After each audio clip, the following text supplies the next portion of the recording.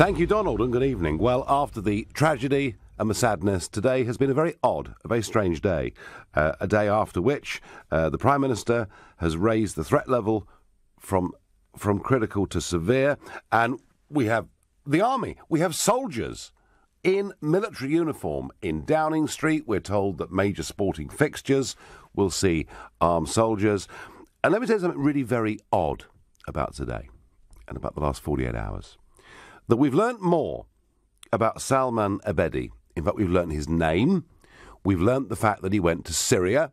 We've learnt more about his family from American intelligence and from French intelligence than we have from British intelligence. And just in the last hour or so, the New York Times have published a whole series of pictures, even showing the actual bomb itself. Now, I was asking this question this morning on Twitter. I was accused by a Tory MP of threatening national security. And I do understand that there's been a big network today in Manchester, in London. There are several arrests that have taken place. They're looking for the links that Abedi had with other people, and clearly they're finding them, which is good. But if all this stuff is absolutely secret and critical and should not be in the public domain because otherwise it might hinder arresting other people, why on earth are they telling the French and German intelligence services all this information who are now releasing it to us? That I find difficult to understand. What we also get is from the Didsbury Mosque, from some of the preachers at the Didsbury Mosque, telling us that Abedi really scared them. He was talking about suicide bombing being a noble route out. Indeed, some of his neighbours said the same thing, that this young man was displaying increasingly bad, worrying behaviour. So he was known to the authorities. He'd befriended somebody on Moss side who was known as a recruiting officer for ISIS. The authorities knew who this man was, and yet he wasn't on the list. Yep, there is a list. There is a list of nearly 3,500 people who are suspected potential terrorists living in this country. And yet this man, despite all we knew about him, wasn't on it. So one wonders how big the list in reality really is. Perhaps it really is 10,000. I don't know. But for the purposes of this discussion, given that we know the identities of 3,500 people who've got links to radical Islam, who've got links to ISIS, who've got links to extremism, and who pose a threat to our way of life, what should we do with those 3,500 known jihadis in this country already? I want to know from you what you think we ought to do in the face of something that clearly is a very grave situation indeed.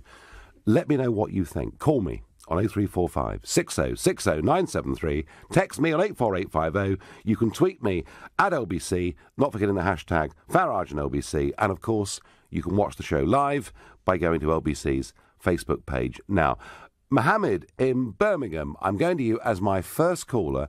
There are nearly 3,500 people that we absolutely know have links to really bad people across the world.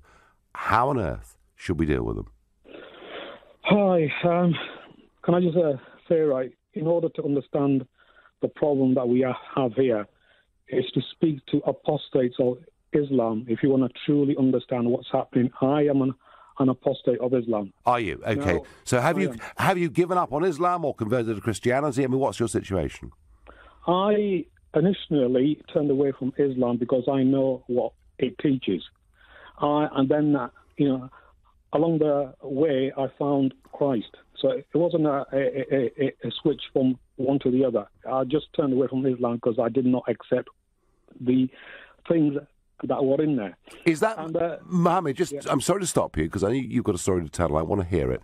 Just very quickly, is that because of the religion itself, in your view, or the way in which it was interpreted and taught to you?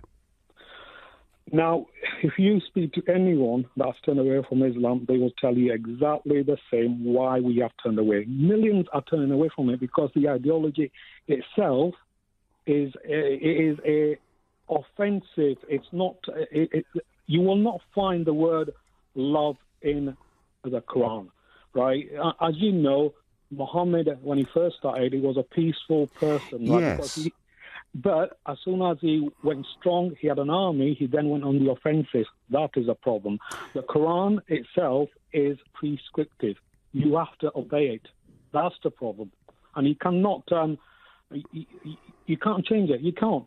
And this is a problem. The other problem is, right, when the British allowed these people into Britain, what happens is this. A Pakistani community has got anti-British attitudes anyway. When I speak to them, they don't know that I am an apostate. When I engage with them and I ask them about the questions of the French attacks, they say that wasn't us, that was MI5. The attacks in the tube attacks, that wasn't us, that was MI5. So you got this deluded. This is rather like Mohammed, the 9/11 stuff, isn't it? I'm told that some of the extreme preaching tells people that 9/11 wasn't radical Islam. It was actually the American state that conducted this stuff. Or the Jews. Or the Jews, yeah. Now, here's the thing, right? When we allow these people into our community that is already here, because the British authorities think we can put these people into the Islamic communities that are already here because they will feel at home. That's a big mistake, because what's happening is when these people come into the Islamic communities here, the Islamic communities here are telling them the reason that your country is in a mess is because of the British. Mohammed, I do understand where we started with this, and I've had this debate with callers in the past, and you know, I have studied this a little bit, and I get that the later bits of the Quran are pretty insightful in many ways, but equally you could argue there are parts of the Old Testament that actually say things about homosexuals, etc., that we might find very difficult to live with, well, impossible to live with under the law today. Interesting. Mohammed, let me just ask you something. You clearly believe that the teachings of this book are bad and wrong, and you've turned away from it. And yet, am I not right in saying that the vast majority of people of practicing Muslim faith living in Britain today are peaceful and want to be British and part of our community?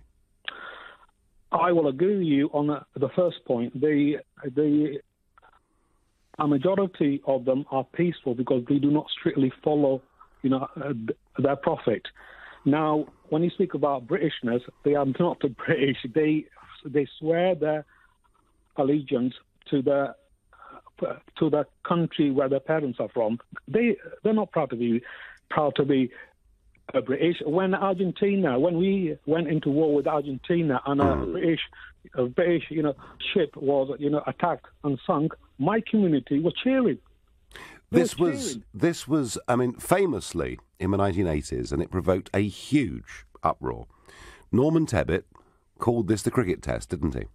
That you've come to this country, you've settled here, you may have taken nationality, but who do you support when England plays a team from the subcontinent at cricket? And what you're saying, Mohammed, is that peaceful and non-peaceful actually owe their allegiance to the countries of their birth or their parents' birth rather than this country.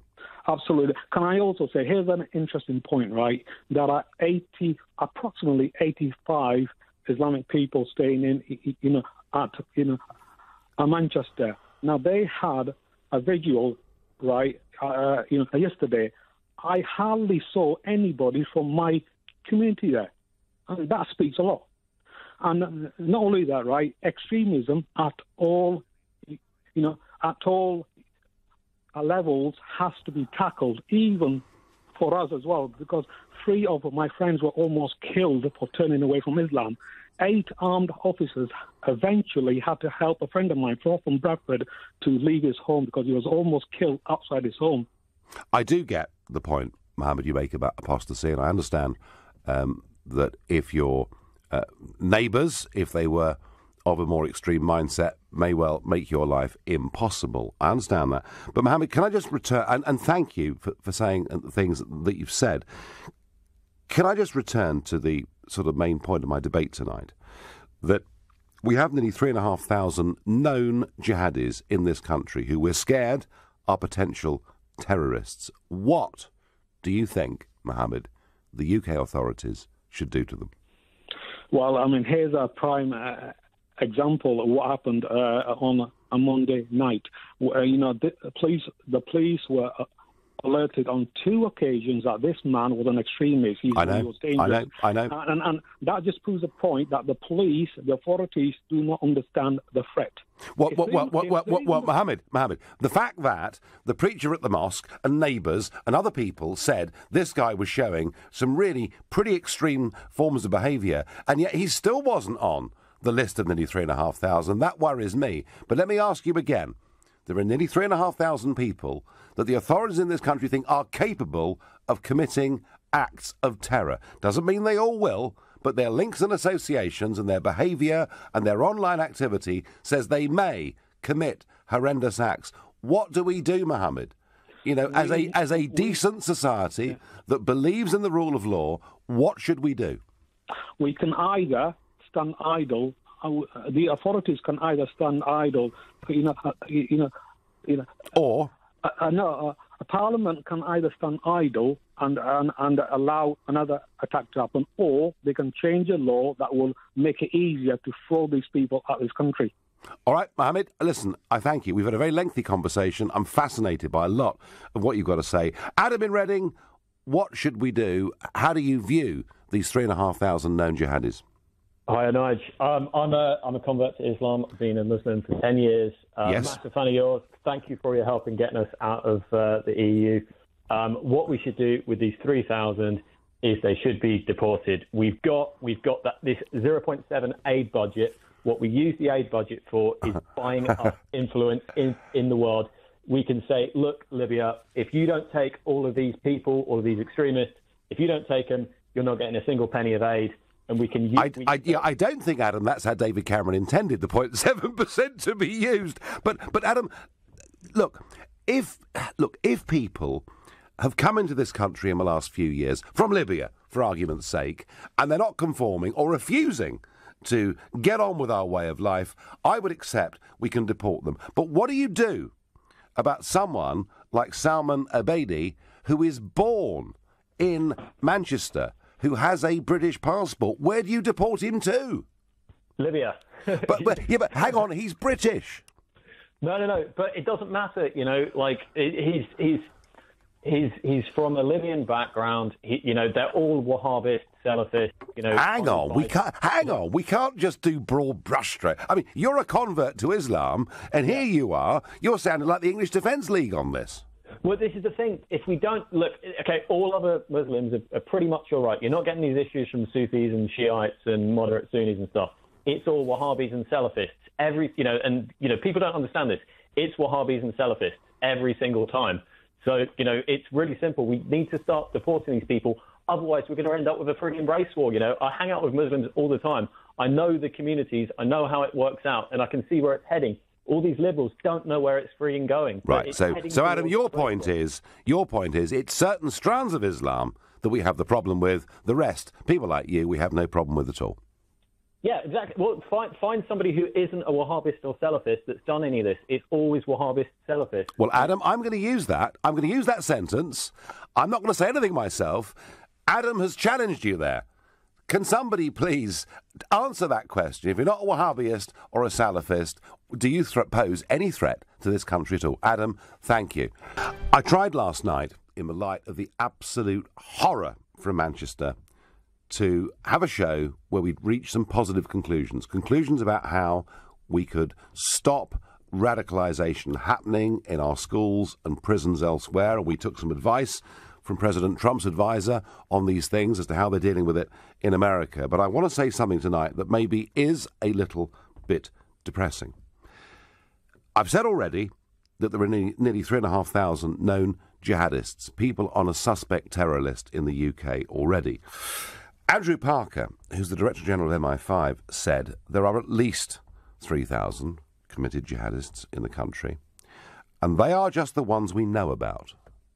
The real number could be anything between 6,000 and 10,000. Now, clearly, Salman Abedi was one of those, wasn't he? He wasn't. He's not included in the list that was considered to be absolutely hardcore, and just as worrying that it is known that at least 400 people have gone from the UK to Syria to fight from ISIS. Now, I say 400. Some reports say it could be 400 from Manchester alone. I don't know, but I'll stick with a lower figure. But of the hundreds that have gone to Syria and returned to the UK, only 54 have been prosecuted and a further 30 are facing charges. And there's one person that I really do want to direct a simple question to. She was the longest-serving Home Secretary for 150 years. Her name is Theresa May, and I want to know, why did we not either take the passports away from these 3,500 people, or take their passports away when they attempted to get back into the country? What have we done? I want to know this. What have we done to stop people who've been and fought in brutal war zones, who've learnt how to make bombs? What have we done to stop them coming back into our communities? Because from what I can see, it is very little indeed. I get on text, Nigel, great to listen to your show. I believe the 3,500 people need to be incarcerated or deported immediately. It can and should be done. We had some of that last night as well. I also get certain states in Germany are deporting people and go back 2 generations to their grandparents' countries. If they can, why can't we? Asks Anne in Basingstoke. Yeah, Anne, I heard the Merkel government saying this. There's an election coming up, Anne. They're not actually doing it. They let in over 1 million people in 1 year, and as a means of trying to quieten down a public that are angry with them, they said this is what they do. They're not actually doing it. Nigel, the reality that is very concerning is these perpetrators are now second generation or more. The only way is to adopt a more Australian approach, says David in Birmingham. Well, the Australian approach, David, would be you're careful about who comes in. And it is worth noting, it really is worth noting, that Abedi's parents came to the United Kingdom as opponents of Gaddafi, claiming political refuge. Was the reason they claimed political refuge that they were, in fact, jihadi extremists? I don't yet quite know the answer to that question. But if indeed the reason they claim refugee status here is because they were extreme jihadists, and that actually Gaddafi, whatever his faults may have been, was trying to run a secular country, I would then suggest we got to rethink our refugee policy in its entirety. Now, please, anybody out there with any knowledge of what was happening 20, 25 years ago in terms of refugee policy, come and tell me that I'm wrong. I'm not convinced I'm right, but you know what? I may be. Leon in Brighton. I'm being told by some people, Leon, that we should round everybody up and put them in internment camps. And I'm really worried that if we do that, it's shades of the 1930s, or even actually shades of what we did in Northern Ireland from time to time, to make the situation, as I see it, worse, not better. Leon, what do you think? It's a bit high, Nick, first of all. Sorry, Nick, totally forgive me. The bottom line is this. Look, I'll be honest about it. Everybody's talking about, what we're seeing and what's going on, and it's hideous, it's awful, it's terrible. My heart bleeds for all the families, for everybody that's lost somebody, but there is a solution here that nobody really seems to be talking about. Well, you tell us what it is, please. I'm going to share it with everybody, and I'll tell you what it is. We need to look to, I'm probably pronouncing it wrong, but reformation. There needs to be reform within the Quran itself. Now, to be honest with you, there are a couple of leading political activists, one by the name of Herbst Ali. I know. Yeah. These are Muslim women, and they are speaking out about various aspects of Islam at the moment and what needs to change within it. To me, I'm looking at it in very simple terms. Of course, it wouldn't be simple to implement it, or even to get the Saudis, because they have founders' privilege, to actually agree to reinterpret the whole area of martyrdom, in the Quran. But if that's taken out, then there's no actual justification for committing murder in the name of the faith. So we need to have a reformation that takes place within the religion of Islam. That would need, Leon, the leaders of all the different strains of Islam to accept there was a problem and to have a sort of international conference to do it. I actually think you're right in many, many ways. I think you are right. But a previous caller made the point that the Wahhabis and the Salafists are the real problem. Would they agree to do this? Well, probably not. I mean, looking at the ideology they're following at the moment, there's no two ways about it. They won't.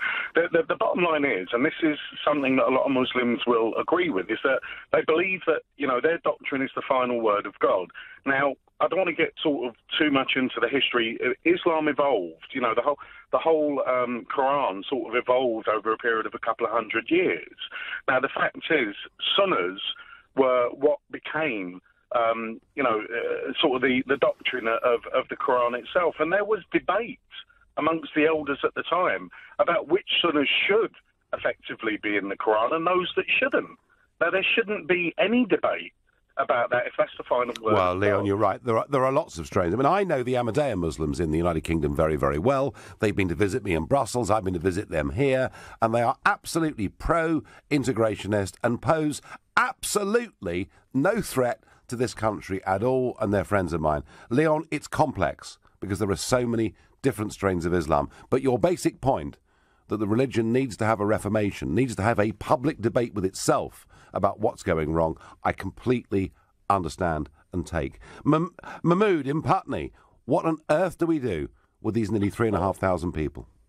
Well, I think that if the due process, if they're subject to the due process of law, then if they're demonstrated to be a threat to the country, then absolutely they should be deported. I just wanted to say there's a previous caller, Muhammad, who said that he was a Christian, he converted from this dreadful religion, Islam. And he made all sorts of comments about Islam that weren't really challenged properly. I'm a member of the Ahmadiyya Muslim community. Are you? Okay. Well, I've literally just mentioned it. I know. Yeah, I heard. Yeah. Okay. Yeah. I mean, the thing, what I would say is, you talk about reformation within Islam. I mean, that's something that has already happened. I mean, and when you say reformation, when Muhammad came, I mean, this idea that somehow he came with the sword and, there was two phases to his life, one when he was peaceful and the other when he was warlike, is absolute tosh. And this idea that peace isn't mentioned in the Quran, well, Islam actually means peace, as your listeners well know.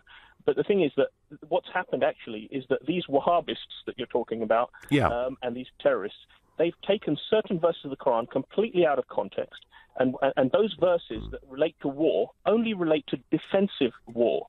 And they've taken them in a completely different context, and they're abetted by certain people who are Christians and whatever, who want to attack the religion. You are not the first person to tell me that these are wild misinterpretations, that what was seen to be defensive is taken to be offensive. I've heard this before. But would you not accept there must be a problem within the religion if certain people choose to take that interpretation? Well, I would say that there's a problem with the adherents of the religion, not the religion itself. Okay. I mean, because what I would say to you is, I mean, if you look back to Islam in Spain, Islam reached the shores of Europe in Spain, and that was a beacon of light for the entirety of Europe, which led to the Reformation and the Renaissance in Europe. When Europe was in the Dark Ages. So Islam, is a force for good and for knowledge and for enlightenment. Yeah. But unfortunately, it's going through a medieval phase in certain parts of the world, like Saudi Arabia. All countries that are supported by us, as in terms of arms deals and all sorts of things. We support the Saudis. I know. Just tell me, because I know the Ahmadiyyas. Let's just cheer a few people up who are listening to this and feeling very depressed. Just tell me that as a Muslim, you are committed to integration, to being British, and to driving out the bad guys. But more than that, we want to make a positive contribution to any country in which we settle, and we abhor these acts of terror, and we want to actually be the agents to change, so that within the religion we actually provide the theological arguments against these people. I love it. We're the only people Mahmood, that's the best phone call I possibly could have had. Thank you. You're listening to The Nigel Farage Show, exclusively on LBC. It's 7:30 and time for the news with Rupert Barcia. This bomber, this monster, this loser, as President Trump called him. And actually, no, tell you what, let's keep using the word loser, because that's what these people are. He was known to the authorities. He had worried people at the Didsbury Mosque. He'd worried his neighbours. And yet, despite many of the things he said, he still wasn't on the list of nearly 3,500 people who are suspected jihadi terrorists in this country. And I'm asking you, what on earth should we do with them? And Mariana says to me on Facebook, anyone on a watch list for terrorism who goes to Syria to a training camp is not going on holiday. These people should have their passports confiscated on re-entry back into Britain. Mariana, I agree entirely. I also get David Essex says, anyone, regardless of religion, who breaks the law should feel the full weight of it, including internment, with reasonable proof. Similarly, anyone, regardless of religion, who does break the law, who deserves its protection. Yeah, Dave, that's fine. But is internment the way forward? And I'm just thinking, historically, and by the way, I'm not drawing any direct comparisons between Irish nationalism 100 years ago and extreme jihadism today. But isn't it interesting that in 1916 we get the Dublin Uprising? We get nationalists in Ireland who want Ireland to break away from Great Britain as it then was. And there's an uprising. What's interesting is they only had minority support in the island of Ireland. And yet, what did the Brits do? What did the British government do in response? We executed half a dozen of them, which began to turn people against us. And we then took 300 of the people who'd been most actively involved, and we sent them, we deported them, we interned them in a sort of couple of fields in Wales. And we chucked them all there together, and they were there together for 2 or 3 years. And when they came back to Ireland, they were far more extreme in their Irish nationalism than they'd ever been. And they came back they were fanatics by the time they came back. And they came back into an environment that the British had made worse by executing some of the ringleaders rather than showing clemency. And you know what really worries me, folks?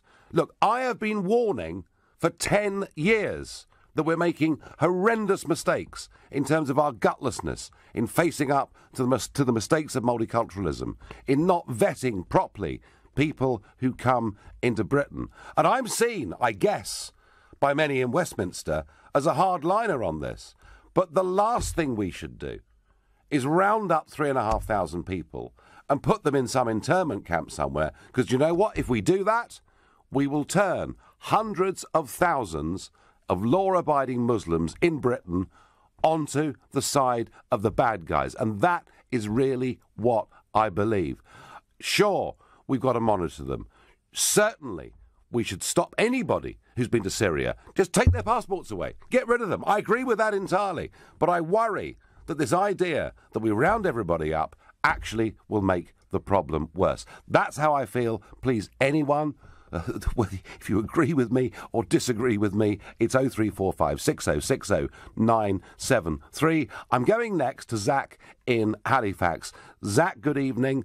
What on earth do we do, Zach, with nearly 3,500 people who pose this threat to us? Do you know what? I disagree. I think we need to lock them up. Do you? Okay. Yes. I'm a proud British Muslim. I voted Brexit. I like some of the things, but I do think some people should back off the whole Muslim thing. We're normal. We're just like you, and we kind of go to work and do our things and enjoy things. But these are idiots. You know, these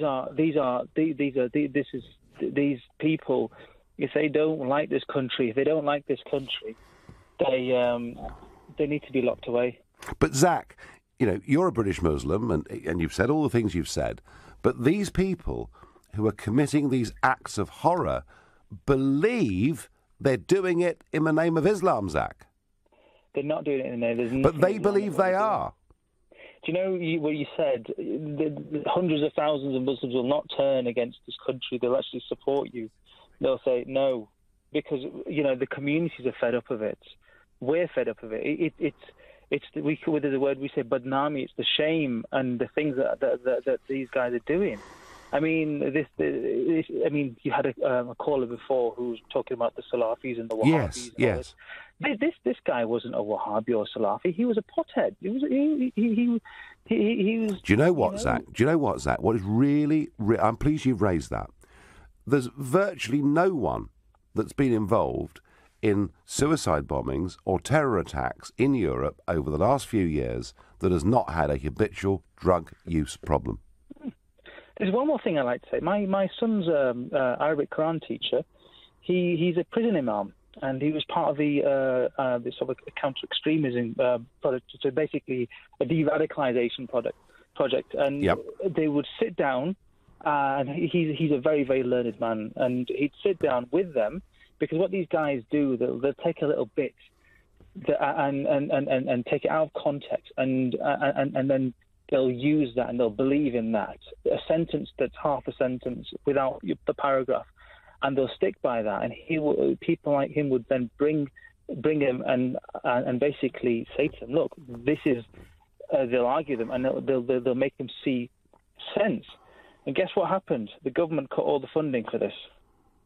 So the problems that you have problems in prisons where they need to fix. I mean, isn't Zach one of the questions here? Did Mrs. May, as Home Secretary, during this period in which this deteriorated, did she do enough? I don't think she did. Well, nor do I. Because whenever she's questioned on this, she said, but I was the Home Secretary who deported Abu Hamza. But it took us 10 years to get rid of him. If someone goes to Syria, wants to fight in Syria, personally, I think we should strip them of their citizenship. Even if they're born here, get lost, don't come back. We don't want them in this country. I don't want them in this country. And she didn't do... Zach, I tell you what, I bet you, if we conducted an opinion poll on that basic question, we'd get monster support. We'd get 80% support, maybe even more, and yet Mrs. May didn't do it. So, Zach, just to repeat, you think we should round up these 3,500 people and get them off our streets? Yes, because you know what? It's disgusting. And if they want to if they want to fight, go to Syria. Go, get out of the country. But don't attack innocents here. Zach, your position is clear. Why do some strands of your religion interpret the Quran and behave in this way? You have idiots in every religion. Losers, as Trump would call them. Losers. And unfortunately, these people that you can't. They're what can I say? I'm not allowed to swear on the radio, so I won't swear on the radio. But they're ignorant. My wife, she wears a headscarf. She's a doctor. Okay, yeah. She thinks the same as me. They're ignorant, but they're dangerous. Zach, you're a star. Thank you. You made some really interesting points. I'm going to go to Naveen in Croydon. Good evening. Good evening, Nigel. Never thought I'd have to speak with you, but I need to today. Please do. To you, to everyone that follows your ethos, and to every Muslim out there. I'm a very proud British Asian Muslim. Yes. And there's a few points I'd like to make. Firstly, that point that you were saying to the last caller, I have to mention that in the Quran, and every single person who has put a hate tweet after Manchester, those poor parents, that has said ever in their life that these Muslims are killers, I want you to put your arrogance and your ignorance to one side. I want your integrity to listen today. In the Quran, repeatedly, it says you kill one innocent human, you kill the whole of humanity. It says that repeatedly. That's in the earlier parts of the Quran, isn't it, as opposed to the later parts of the Quran? In the Quran, they put up quotes saying, kill infidel, kill this. They forget to put that this is recitations of past wars that have happened when Islam was being persecuted for being spread. Now, that's one thing, whether you wish to accept that or not. You've had people like Jonathan Ross on his show saying, I've read that book cover to cover. It's the most peaceful book you can ever read. Now, today's time, okay? So I just want everybody to put ignorance aside and their... Well, I tell you what, Naveen, there are lots and lots of people that want to get their comments on this show, and you just raised a very, very big point. So let's just deal with that. Of course, there are different interpretations of all religious documents, and that's been the case forever. But you have very passionately made your point that you see the Quran, you see the religion as being for peace, and you believe that very strongly and very passionately. Let me ask you, why is it then that some people who are adherents to your religion choose to take a completely different interpretation and threaten our way of life? I tell you why. Okay, 2 points. First, if you pulled up one of those IS militants or any of those 3.5 jihadists, and you're saying 3.5, and I'll give you some statistics, okay, because I'm a former crime scene examiner for the Met Police. Yep. Now, firstly, I defy anyone to pull up one of those IS militants. I defy any of these jihadists to be pulled up. Other than Allahu Akbar, you ask them to recite one prayer, one translation of the Quran, they will not be able to do it. Now, that may be right, but why, Naveen, why are they committing barbarity in the name of this religion? Why are they doing it? I'll tell you why. Because the Quran is the only religion. You know, you say these interpretations. That's not true, because the Quran is the only holy scripture that has never had a single word changed. And Muslims are very passionate about that. Now, when you take a religion like that, and this was my point to you, to everyone that follows you, and to every Muslim, and I have said this on BBC Radio, on any Twitter, anywhere I can find, any platform. The day the word Islamist was added to Islamist IS, to Islamic State, we should have stood up. You know, when you've got to say, why do you not integrate? We should have stood up and said, how dare you use that word? Change it to Daesh. I have asked this. Muslims should have stood up and said, do not hijack our religion. This is not Islam. Actually, Naveen, isn't that what Donald Trump was saying in Riyadh? Isn't that exactly what he said? Because there were 50 of the biggest leaders of the Muslim world in that room, and what Trump was saying was, isn't it time you, Naveen, Donald Trump and others work together to drive out the extremists? Isn't that what we need to do? I will tell you where this driving out comes from. Having been a crime scene examiner for the Met Police, the amount of cuts in the last 6 years that have come in with forensic evidence is not admissible because of budget cuts. You've got intelligence sitting there that can't be investigated, that can't be analysed because of budget cuts. Well, now that's a slightly separate issue, but don't worry, Naveen, they brought the army in now, so all's going to be well. Listen, fascinating conversation. Your Manchester loser, Salman Abedi, who killed those people, was known to have voiced extreme views, was known to have praised people who were suicide bombers, and yet despite all of this, he wasn't even on the list. The nearly 3,500 people that the authorities know are a serious terrorist threat in this country. And I'm asking you, what should we do with them? And views vary, but quite a few of you over the last couple of days are saying we should intern them, we should lock them all up. And I'm worried about that. And I wonder whether actually legally we can do that. Anna in Leicester, what do you think we should do? Hi, Nigel. Great to talk to you. Good evening. I'm a human rights master's student, and the idea of sending them back, locking them up, taking out their passports is ridiculous. And it's not a country we want to live in, that we would be proud to live in. We mock countries that behave this way, and it's just outrageous. And listening to your previous callers, listening to Muslims having to justify themselves is a joke. It's like making men justify themselves for all the rapists in the world. Yeah, no, I understand that. And it's interesting. You're studying human rights. I am. Is the reason, and I'm not saying we should deport people, and I'm not saying we should intern people, but is the reason that we really can't do it because of European human rights legislation? Partly, but another part of it is that the focus should be focusing on eliminating segregation, integrating people. Everybody has a freedom to their conscience, a freedom of thought and religion. We just have to respect that. And as long as they're not doing anything illegal, there's nothing we can do with them. But whether European human rights make us a better world or not, they certainly restrict the power of government, don't they? Because when Theresa May was Home Secretary and attempting to deport Abu Hamza because of him constantly claiming various articles of human rights, it took 10 years to get rid of him. And if we're facing, let's just say, Anna, for argument's sake, and I hope I'm wrong, let's just say this situation deteriorated and got worse, and the government wanted to invoke emergency powers. Now, I'd be nervous about it, but supposing they wanted to do it, they couldn't do it, could they, as part of the European Convention on Human Rights?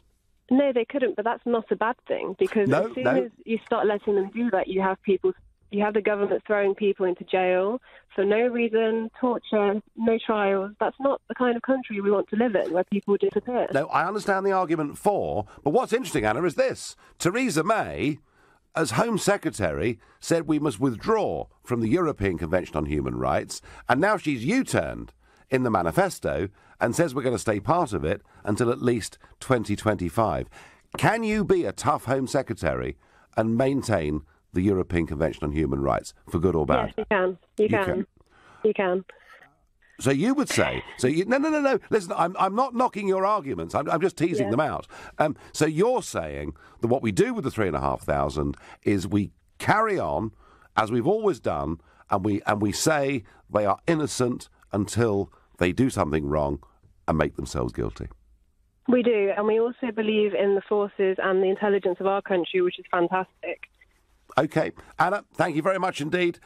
David on Facebook says you can remove those 3,000 jihadists, but another 3,000 will replace them. Remove those and you'll have 3,000 more. Oh, David, you're being negative, but maybe you're backing up my point that if we go for internment, we'll find ourselves with a lot more radical jihadists than we actually started with. And I'm thinking probably the last call of the evening is Martin from Anglesey. What do we do with these people, Martin? Hello, Nigel. Good evening. Good evening. I have to sort of put my politics out front before I start. I have to say I don't agree with everything that Nigel Farage stands for. Well, no one does. It's okay. But I do think Nigel Farage speaks an awful lot of common sense, and I think that's one of the qualities that's missing in politics in the UK at the moment is common sense. And there are supposedly 3,000 of these people, 3,500. I wouldn't know what the number is. Sure. Sounds like a very, very big number to me. What I'd suggest is there's probably, 100, maybe 200 of these 3,500 people who I would regard as Premier League. Yeah? They're the people... But how do you know, Martin? How do you know it's not... How do I know? I don't know. But let's suppose it's 10 times that number. But 10 times that number is 2,000. Yep. Right. What I'm saying is, of the 3,500, there's probably an awful lot of those people who are just idiots.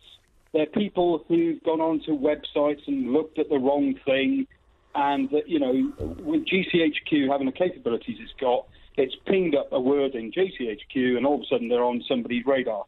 What I'm talking about is the type of person who is really on their radar, the sort of person that is... All right, so Martin... Masters of MI5... Martin, time's running out. So let's say there's a couple of hundred real baddies. What do we do? I'll tell you what we do. We get the boys in blue and the anti-terrorist guys tonight, and we go and round them up, Nigel. Martin, you've made the point. Strong message. Martin, we are not going to put up with it. You've made the point. Round them up, says Martin at Anglesey. That's the real bad guys. Now, I've had a bit of a go at the Prime Minister tonight. I feel as Home Secretary she did little or nothing. I feel the fact that she wants to keep us in the European Convention on Human Rights will limit her ability. But in the interest of balance, the Prime Minister today has said that the work undertaken throughout the day has revealed that it is a possibility that we cannot ignore that there is a wider group of individuals linked to this attack. As a result of the decision, the police have asked for authorisation from the Secretary of State for Defence to deploy a number of armed military personnel in support of their armed officers. You might also see military personnel deployed at certain events, such as concerts, sports matches, and helping the police to keep the public safe. So there we are. It's all going to be okay.